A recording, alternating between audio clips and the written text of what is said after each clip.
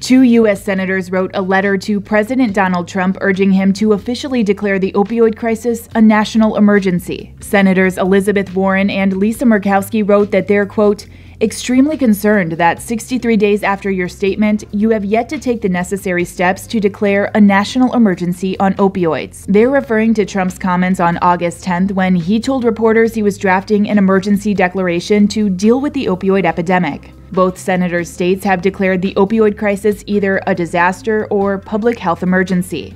In fact, the first state to do that was Massachusetts in 2014. In addition to sharing some of the steps that their states have taken, Warren and Murkowski urged the president to immediately implement the recommendations of his Commission on Combating Drug Addiction and the Opioid Crisis. That panel has a final report due out November 1st.